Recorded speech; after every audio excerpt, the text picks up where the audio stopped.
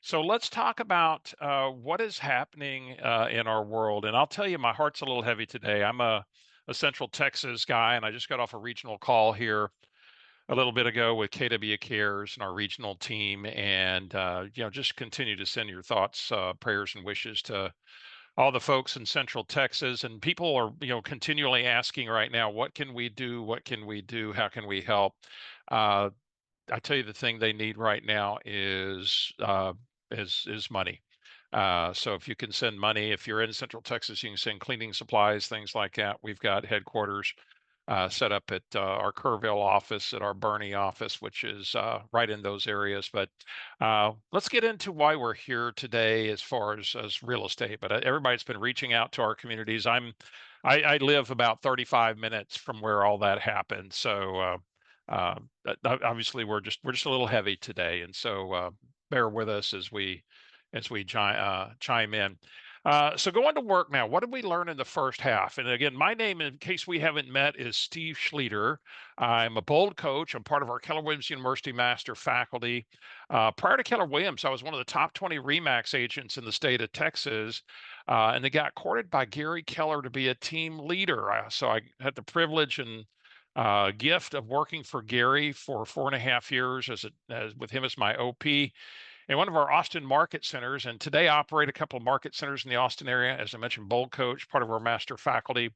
And we have a program called Never Ending Referrals. And one of the things that we do in Never Ending Referrals is each quarter we take a look at the market of the moment. We did that with our group here 2 weeks ago, and I thought I would just come back and for the benefit of others out there, what are some of the highlights, some things we're noticing, and how do we navigate these business as unusual times as real estate agents, and most importantly, in a way that gets the consumer into the game. As a bold coach, I go into markets all over the country, and I find, it's there's a lot of confusion out there, particularly the consumer, maybe even with agents. And how do we help people navigate this uncertain time? In fact, if you do me a favor in the chat, put in the chat what city and state you're in today. So I want to kind of get a cross section of who we're talking to.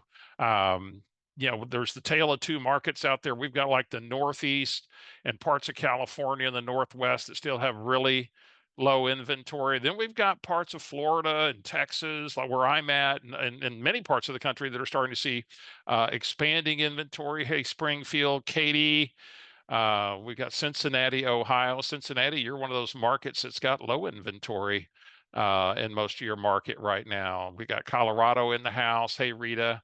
So Peachtree City. Hey, Stephanie. So Dayton, Ohio. So thanks for being here today, guys. And uh, so what we're going to talk about today is what's happening in our markets. What did we learn in the first half of the year? And then how do we take what we learn and turn it into maybe the right conversation um, that helps us get to more kitchen tables, that helps people get off the fence and get into the real estate space? So, just by a nod ahead, would y'all say the consumer is still very confused out there about the real estate space? Yes or no? Yeah. Okay. That's a little nod, Ed, but I'm with you here, man. Okay, so he's got it. And then Christy's going, yep, they're really confused. They don't have a clue. Excuse me.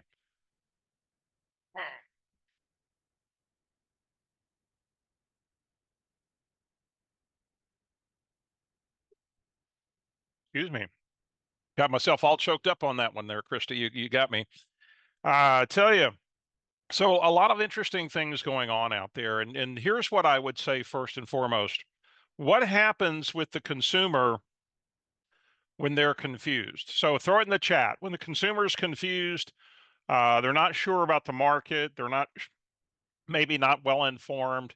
What does a consumer do? Ed says they've got fear. Yeah. Yeah. Yeah, they say no. They do nothing. They do nothing because of fear, says Lori. And so these are all the things, and it's real, and it's what our consumers experiencing. And let me ask you, in all of your markets, are there some great opportunities right now? I hope so. I hope the answer is yes. I trust it's yes. And there's these great opportunities, and yet when people are stuck in fear, they're sitting on the sideline and they're missing the opportunities of the market. So we're going to dive into that today. And as a bowl coach being out there constantly, I'm hearing these stories and I'm hearing the confusion and I'm hearing that they're having difficulty moving people forward. And we're going to give you a recipe to help them move back into the game. And the truth is, the media is not going to do it for you. The government's not going to do it for you. The Fed's not going to do it for you. So who's going to get the consumer moving? And honestly, it's going to be reliant upon you. I mean, I'm going to go to the individual. It's like the the nature of your business is going to be completely dependent upon you. So let me go and I'm going to share my screen. I've got some slides prepared for you that I think will highlight now the opportunities. We're going to take this confusion, what we are learning about where the consumer is today, and how do we win in the second half by being just a little bit more intentional with, particularly, we're going to talk about our messaging today. So let me jump right into this. And before we get going, of course, in these programs, when we talk to you about about connecting excuse me, connecting with your database or reaching out, doing these one-on-ones. Remember to follow the TCPA, the Texas, the Telephone Consumer Protection Act, the Do Not Call.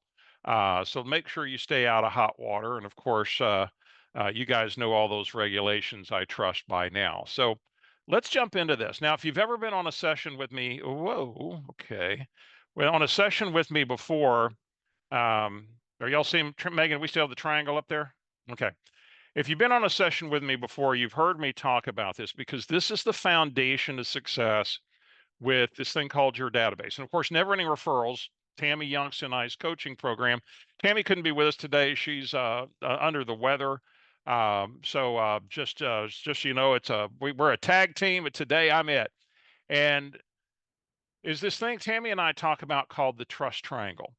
And it actually came from Harvard University. And Harvard University was doing a study of leaders that had really established a strong foundation of trust with the people that they led. And when they examined what was at the foundation of that experience of trust, they broke it down to these three things. And it's logic, empathy, and authenticity.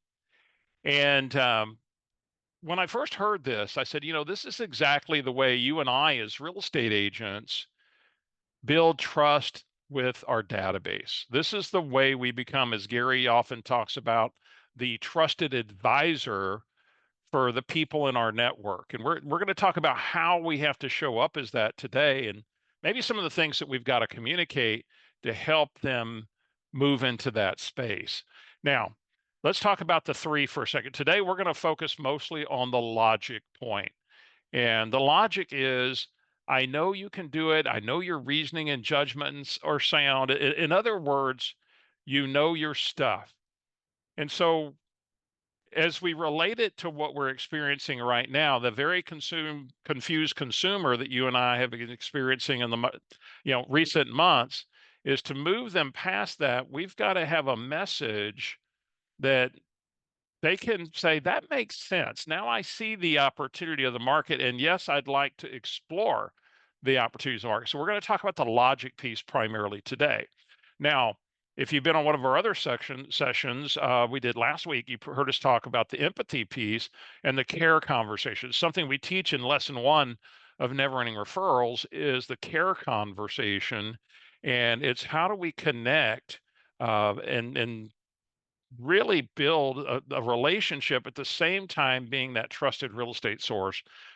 And at the same time, do it all in this way that's very authentic, where they're experiencing the real, genuine you.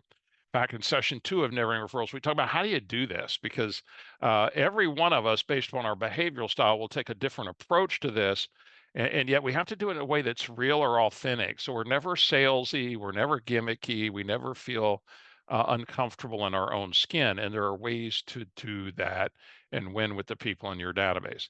So that being said, let's move on, and we're gonna dive into this logic piece. And I want to start off with something Gary Keller said. Now, not a lot of people heard this, and at the beginning of the shift, Gary made this statement. Now, remember, Gary has been through many, many, many shifts. We know what happens through, but in the beginning, through, and in the latter parts of a shift, it's predictable. This is an unusual kind of shift, and yet shifts are predictable in terms of what the ultimate flow and outcome is. And myself, I mean, I've got over 30 years in the industry. I've been through many shifting markets, and I wholeheartedly agree with what Gary says here. But here's what Gary said. And he said it's the agent with the right message. In fact, write this down. It's the agent with the right messages that match the market combined with the right mofers that's going to win the market. So it's right there on your screen. It's the agent with the right messages that match the market combined with the right mofers that's going to win the market. Now, what's MOFR? If you're not familiar with it, it's make offer for immediate response. And when I heard Gary Keller say this, I said, that's absolutely correct. Because the way the consumer moves is based upon the message that resonates with their needs or that they can believe. And unfortunately, what's been carrying the message way too much in our industry has been the media, the clickbait stuff that's out there, the things that create confusion or sensationalism. And so we have to start looking at, okay, if we take Gary's advice, I've got to really, for the second half to be dramatically successful for me, I've got to get hyper intentional of what's the message that matches my market that would cause the consumer to raise their hand and say, I think we should sit down and at least have a conversation. And today, that's the biggest battle. Can I get somebody to sit down, get past the fears, see the opportunity, and then sit down and explore? We'll have a consultation and find out if the market is right for them. So with that said, let me go back to the screen and let me give you some examples of what this would look like. Now we're going to examine this first from my markets, and we'll talk about the different kind of markets that are out there here in a little bit. But let's dive in. And so when I look at my marketplace today, and we think about possible messages. And in my market, in Austin and San Antonio, where I have market centers and or live, uh, we've had in Austin, for example, at the peak of the market, things were selling at 117% of list price. And now they're selling around 95 to 94% of list price. And so I can build a message. In other words, think of a message as a story of the market where buyers have breathing room, list to sales price ratio. So rather than have to bid things up, you've actually got room to negotiate. You've got breathing room. You're not one of 32 offers. Now, another message we've run very successfully, and I would write this one down because this is one that's going to be coming in your favor in most markets here in the coming months, and it's buy the dip. We're seeing in many of our markets a return to seasonality, where there truly is a fall season or in a winter season where there's less activity. The median sales price maybe even drops a little bit, and list to sales price ratio improves. I mean, it's where everything really tilts in the buyer's favor in the seasonal dip. So rather than buying in the spring market, maybe they should be buying in the fall or the winter market. Right now in my markets, concession opportunities. We've got builders making great concessions, particularly on inventory homes. Some of you have that in your markets where builders are using their position to provide low interest rates through concessions. And even resellers in our markets now recognize that that's what they're competing against. And if FHA in your market is 6.25%, for discount points can buy it down to 5.25-ish, and they're right on par being able to compete with some of the special financing things that might be out there with builders. And these are guidance that we can give our clients to say, you don't, maybe a message is this, write this one down. Did you know you can still get a 5.25% 30-year fixed rate today? And then briefly, so that's the highlight of a message. That's the hook. And then the message briefly explains how they do that without going into extreme detail. And then the message closes with an offer.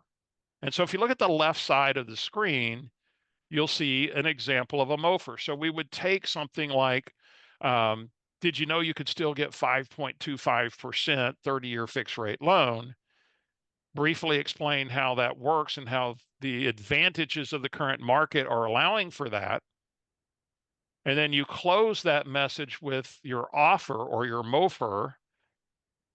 And here's a great example of one we've been using very successfully with my agents. It says if you have, so you have the hook, you have the message explaining the hook, and then you close with the MOFR. If you have any possible interest in buying or selling a home in the next 12 to 24 months, find out while the right time for you might be right now.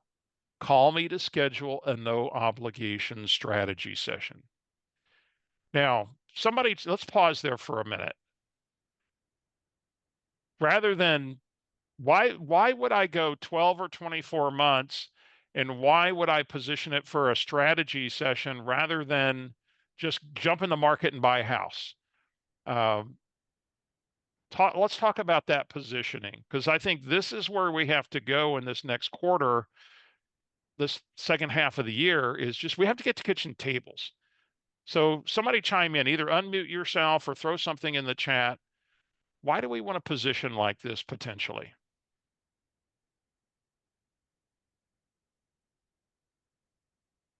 See, I think it's just because, if they don't know, so if we can just get the belly to belly with them and have the conversation, that 12, 24 month timeline may very well shrink very quickly. If nothing else, you filled your pipeline. Stephanie, I think that's big time right, because why are they thinking they're going to do something in 12 to 24 months? They're hoping the environment's going to be more favorable, at that time. But when we can educate them, when we get to the kitchen table, we get to educate them. Maria, I believe I saw you were unmuted. Did you have a thought?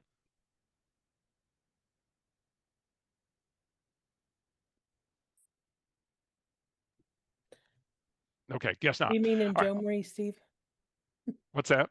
Are you meaning Joe Marie? I'm not sure. I thought I saw. Okay. Anyway, we're good. That's So, okay. you feel free to come unmuted. I mean, I want you all to feel free to participate. This is a big topic, and when we can get this nailed down, I think Stephanie nailed it really down well, is that through a little education, because the person that already intends to do something in 12 to 24 months is already maybe thinking about it. But they're putting it out there because they think it's going to be a better environment. And once they get educated, they might go, oh, well, maybe this is the better environment. I just didn't recognize it.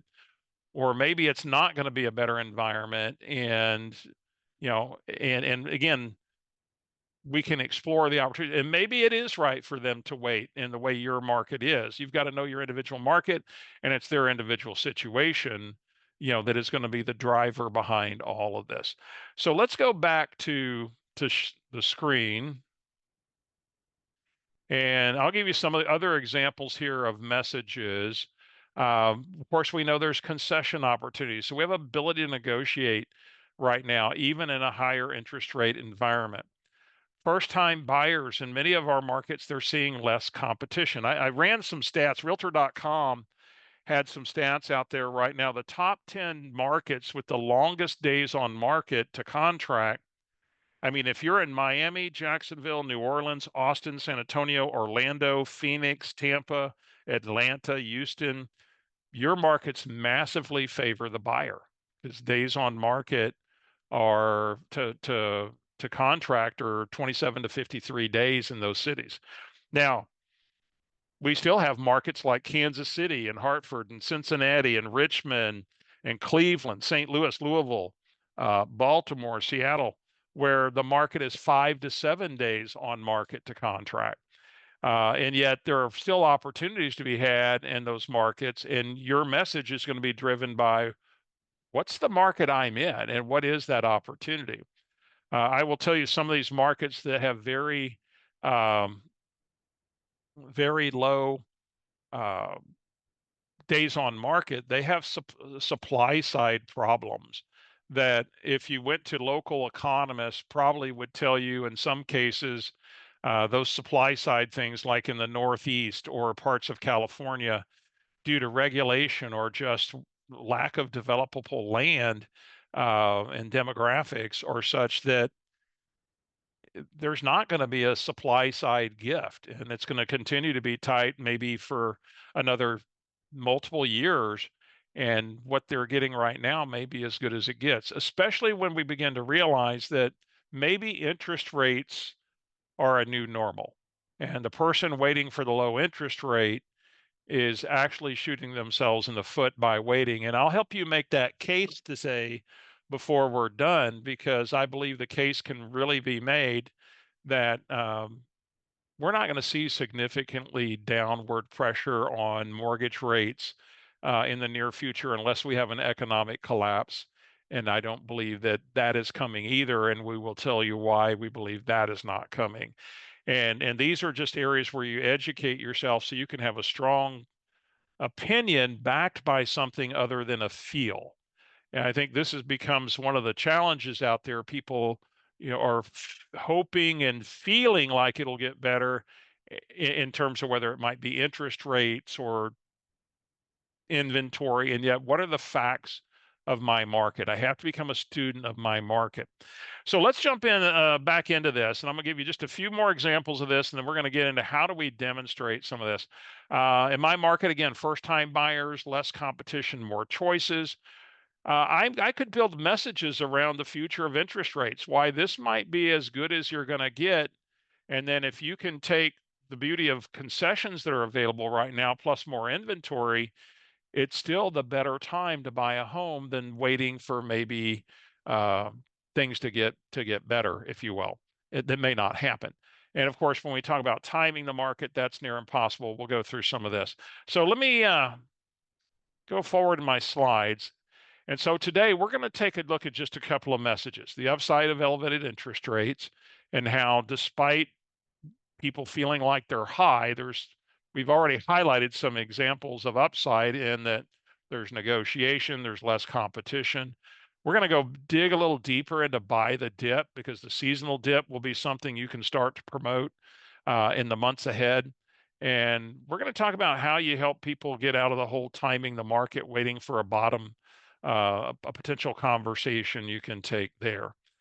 So that said, let's dive Hey, in. Steve, Yeah, somebody asked what the source was you quoted earlier for those top 10 cities with high demand. realtor.com. Realtor. Realtor.com. Yeah. Yeah. Now, I can't vouch for realtor.com, but there you go. Realtor.com. And so that being said, let's jump into this. So let's go touch on interest rates for a second. And I believe for you, when you well, here's what I know. When you sit down at that kitchen table, and of course, thanks to Gary Keller and the team at KWRI providing us great resources like we have on the screen. When you go and sit at that kitchen table, you have to be absolutely certain on what you believe the direction of the market is. If somebody says which way are interest rates going to go, up or down or flat, and you go, I have no idea, you're no help to anybody. And I want you to strike an opinion one way or the other, and yet back it by something. So go get your set of facts and what is your true belief based on facts so that you can be a good guide for somebody. Now, I'm going to give you some facts that I believe make a case for rates are going to stay elevated for maybe a substantial amount of time. And now, how do we win in the second half? How does this apply to our topic today? if I can bring people certainty and they get it, they may stop sitting around waiting for rates to drop by a percent before they get in the market, because then they know, well, maybe that's not going to happen. And if it does, it's a gift and I refinance. And if it doesn't, well, at least I'm a year into my home ownership or 2 years into my home ownership. And I always have the gift of being able to refinance. So if I can afford my home today, as Dave Ramsey says, I should buy a home. And so that being said, let's go back to screen share. And I want to just take you down this history lesson. Now, if you look at this green dotted line here, that goes back to 1990, that's your 35-year average of interest rates, 6%. Now, if you go back 50 plus years, it averages 7.72. And that takes in a hyperinflation period of the late 70s through the 80s. It takes in that period. And so if you drop that period, it's been more of an average of 6%. Now, here's the history lesson. I want you to make a note of this. You'll notice, other than just maybe a smidgen below 6% in '03 through '05, we didn't drop substantially below 6% until the Great Recession hit in 2008. And then the recession bottomed in 2012 before we started to rebound. And so, not until the Great Recession hit did we have sub 6% interest rates of any substance. And then the question I get asked often is, because I take the position that I think that the days of 5% interest or lower are gone, unless it's subsidized through buy downs and so on, at least for the substantial near future. And yet, the thing I get asked often is, Steve, why didn't interest rates go back up to 6%? If that's been the normal over 30 plus years, why didn't they go back up once we rebounded from the Great Recession? Now, this is a great place to build a message around. And you could go out and build a message around just that and why they are what they are today. And the position you would take is, well, it's because inflation was under control. There was no inflationary pressure, and inflationary pressure is mostly driven by the consumer and by jobs. And so if you listen to the Fed reports on interest rates, when they talk about why they're not lowering rates, they're saying the consumer is too strong. We've got a strong consumer. Consumers are buying. And so when 70% of your economy is consumer driven, if the consumer is spending, that's good for our economy and it's pressure on inflation. So the thing that takes the wind out of the economy is if the consumer pulls back. Well, from about 2012 through, you know, up to COVID, we didn't have hyper consumption. We had a very muted consumer base demographically, and I'm going to take you through that in just a minute and tell you what that means. But now we're getting in an environment today where we have a very strong consumer base called millennials that are entering their peak spending years that are liable to keep the consumption rate up and thus pressure on inflation, thus interest rates staying higher. And I know that was a mouthful, but let me give it to you this way. And by the way, this is something that it's a consumer guide that I've built for my agents and my market centers. We share it with our folks in our Never Ending Referrals community. And it's like, how do I explain this to a potential buyer or even seller if I'm sitting down with them wanting to explain the dynamics of the market? Well, we've built a guide to explain it. Now, Megan, you're a millennial, yes?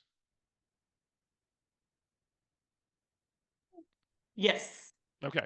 So you're a millennial. I want you to play with me for a second. So if we look at this, so your household right now, if you look at this graph, in fact, let me go to the next page here. And if we look at this graph right here, and we think about the pressures of inflation, and if the consumer is the pressure on inflation, Now you're a millennial, and so you and Derek are about what age? 36. 36. So you're right in this young family phase, and you have a son, Mm-hmm. and he's how old? 6. 6. And so, Mhm. um, are you as a family spending more today than y'all were in your 20s and 30s? Yes. Okay. Now, Mhm. looking ahead, and so you're 36, um, Mhm. 10 years, you'll be entering 46. And do you hypothesize that as a family, y'all will be spending more or less in the 40s, mid 40s to early 50s? I would assume more with another driver, car insurance, prepping for college, going to college, all of that. Yeah. Yeah. Auto repair, auto body shop from dinging the Hopefully car. not. Yeah. I mean, all the things that go with this. And so, by the way, if you guys that are millennials out there that are on here, you're the problem. So I'm just going to say it like that. And actually, you're the gift. And let me explain why you're the gift. Um, you as a consumer are going to keep our economy very strong for years to come. Now, it doesn't mean won't have geopolitical issues and things, because most millennials, which are a huge generation, are in their family formation years. They're just now entering in 2028. They'll be the earliest millennials will be turning 46. And if you look at this graphic, that's when consumption is going to go even higher and higher and higher for millennials as they move into that family, college, kids era. And this research comes from an economist named Harry Dent. Gary Keller had me read a bunch of his work years ago, and he said, Steve, one of the things that's extremely predictable is demographics. I mean, there's all kinds of geopolitical things and everything that drive the economy, but there's one thing that really you can look to and you can say these things are certain, and it's demographics. It's demographic patterns. Now you're going, okay, so why are we feeling this right now as a consumer? Because even during COVID, the consumer was strong. Post COVID, the consumer stayed strong. It was because we had this base of millennials. And if you take this a step further, you can see why around 2012, coming out of the recession, consumption kind of ebbed a little bit because the baby boomers were aging out of peak spending. So these dates right here, 92 to 2014, is when the boomers would have been in that 46 to 50 age group. And you'll notice the generation behind them, the Gen Xers, was a much smaller generation. So there wasn't a consumer push driving consumption and inflation with the Gen X. And yet here come the millennials, and they're coming in the 46 to 50 age group starting in 2028, and they stay there through 2046 before that generation starts to ebb. And they don't really start to peak until well around 2040, 2038.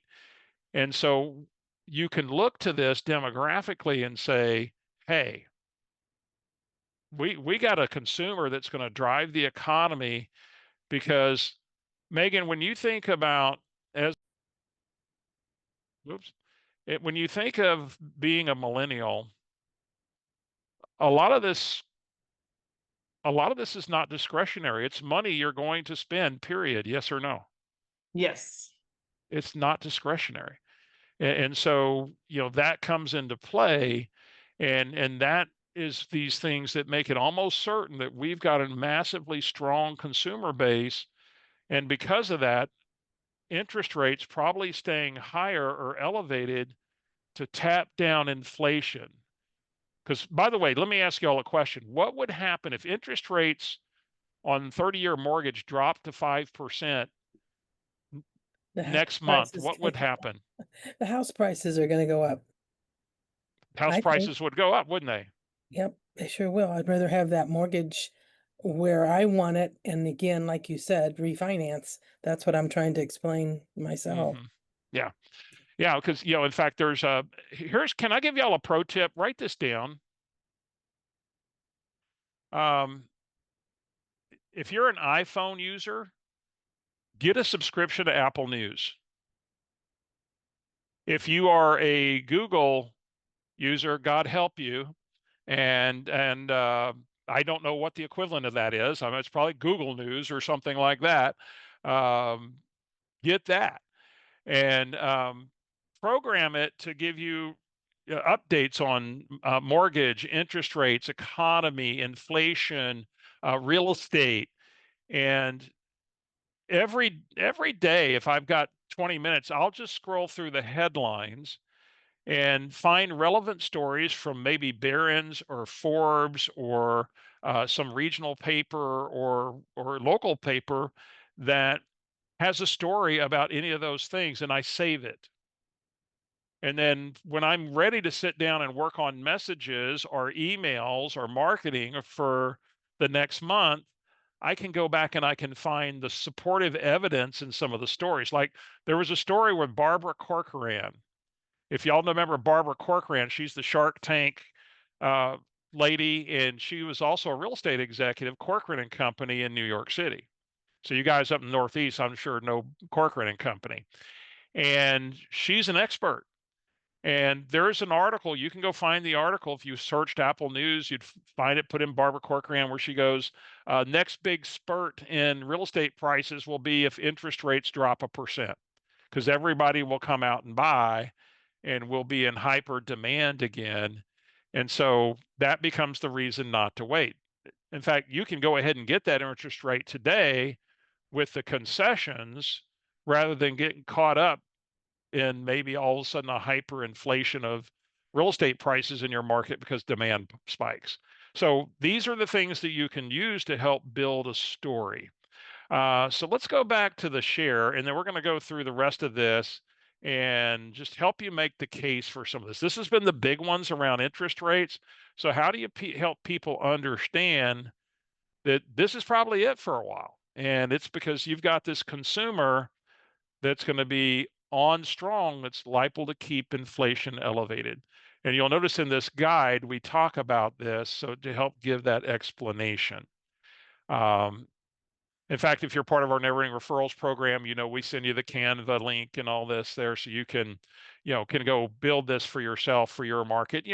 Rip off and duplicate. Take what you see on these slides and go back and play the video back when you post it up on YouTube, and R&D it, or come join us in Never Ending Referrals, and we'll help you with this as well. So the other thing in my markets, this is where we address, is the market overvalued. And so we've got to have that conversations, and we show them the trends. Here's what it was like pre-pandemic. Here's where we are today. And not going to go through this in detail, but you've got to be able to be the guide. Where was the peak of the market? Well, it was 550. Well, where's it now? It's in the low 400s. If you're waiting for the market to crash, it already came down 23%. And then we make this case, and this comes right out of the Shift book, this thing called the safe zone. And I'll show you how we're using it now in my market. Well, first, let's go here. This is my market in Williamson County, Texas. This MLS data comes from the Texas Real Estate Resource Center. And I did a little research, and I said pre-COVID, from 2011 to 2019, and this is where you do research on your market so you can build the right story. I said, what was the average appreciation? And it was 6.38%. Now that's bigger than the trend graph that Gary uses nationally for 4%. And yet 4% is national. And so when you have a trend pre-COVID for 8-9 years that averaged 6.38%, that's a fair trend. And this light blue line is the 6.38% trend line. Now you can see what COVID did. It threw us up way above the trend line. We settled a little bit in 22, into 22. We settled down in 23, kind of held steady for 24, projecting 428 into year 25, which is right back on the 6.38% trend line. So I can make a really strong case that we are in something we might call the safe zone.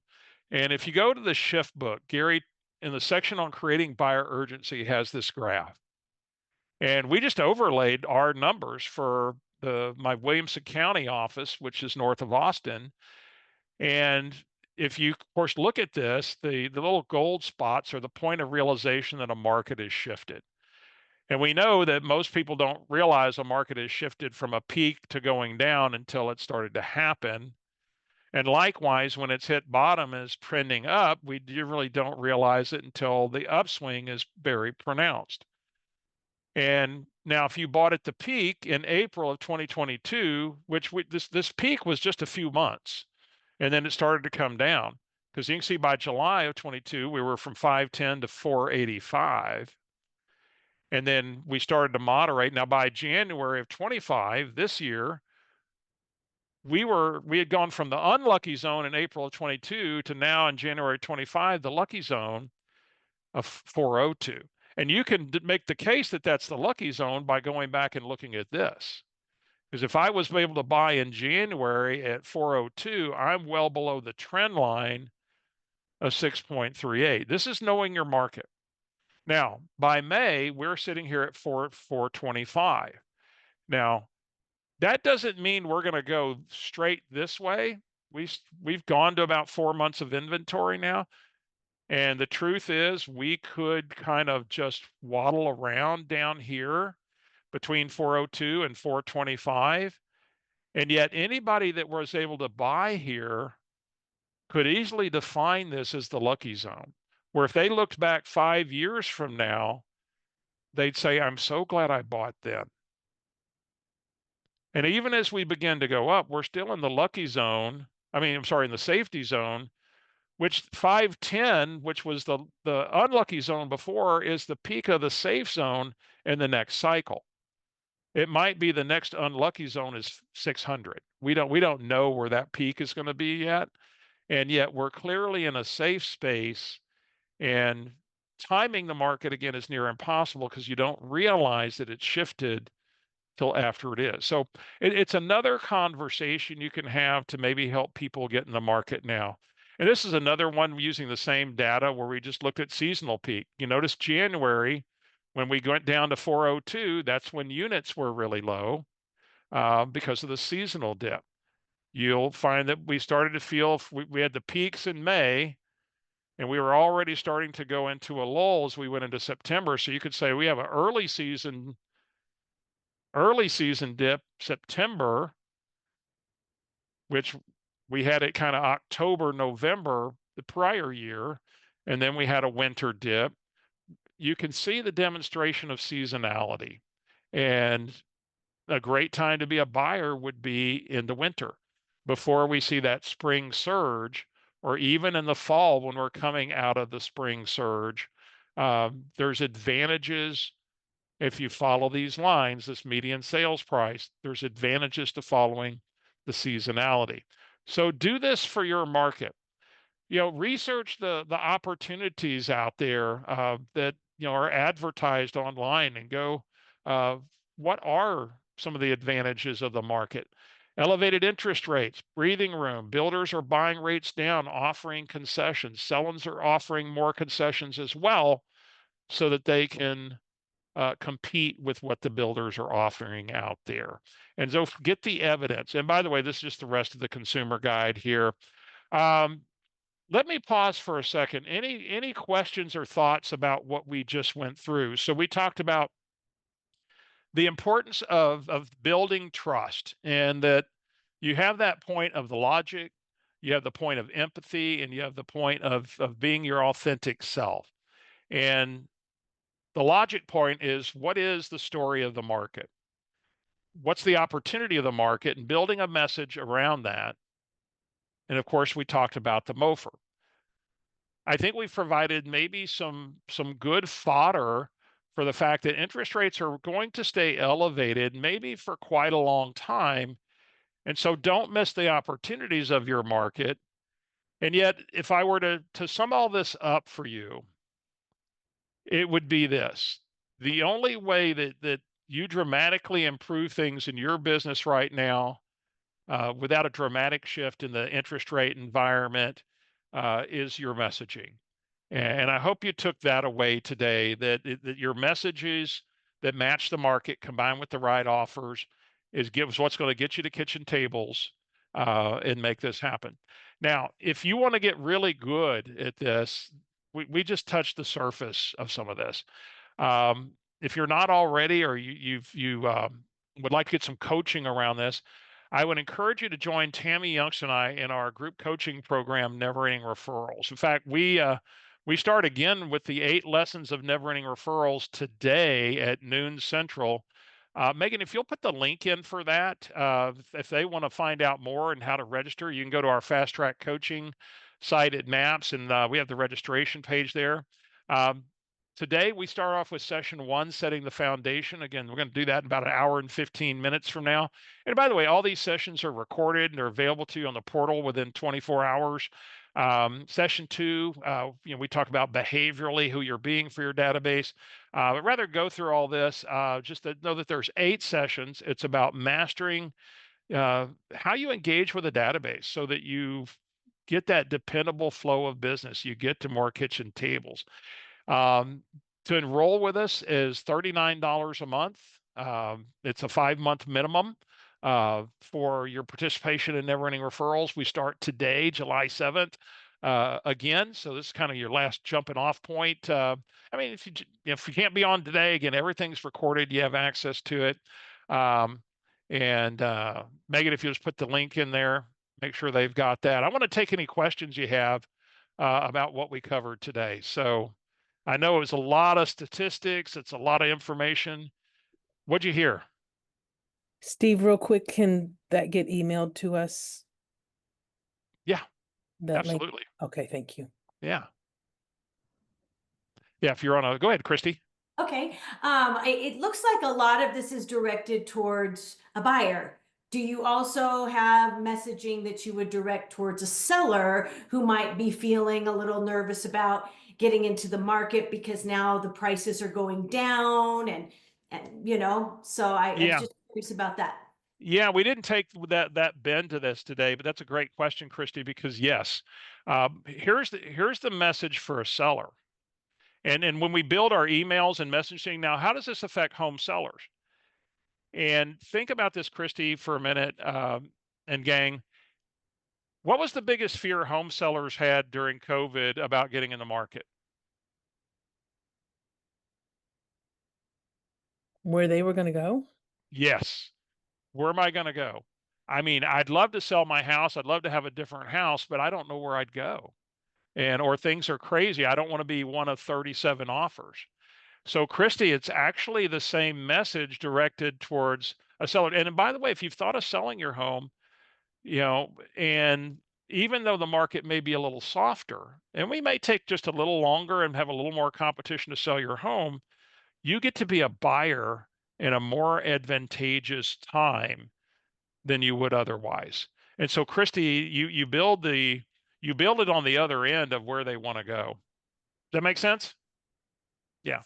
Yes, Yeah. thank And you. so it's just that little tweak of the message says, you want to be a buyer in this market. You want to be a buyer in a buyer's market, not a buyer in an extreme seller's market. Now, if they're moving to Connecticut, or parts of New Jersey, from Texas, it's a horrible swing the other way, because they're going from inventory to no inventory, and they got to go. But if it's that discretionary choice to be in the market as a seller, here's the opportunity for you now on the buyer side. Great question. Thank you. All right. Anybody else? Thoughts, questions, ideas? Did you get something you could use today? Yes. Stephanie's giving me one of those. Like it, Stephanie. Thank you. All the ones I could see. Christy, thank you all very much. And Leslie, Rich, Joe Marie, good to see you out there in Kansas City area. So you got a Kansas City referral. Send them to Joe Marie. She's awesome. I've known Joe Marie for 20 years, better than 20 years. Since probably 02.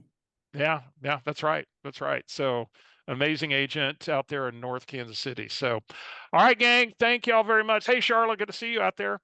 God bless. Yeah. Take care, guys.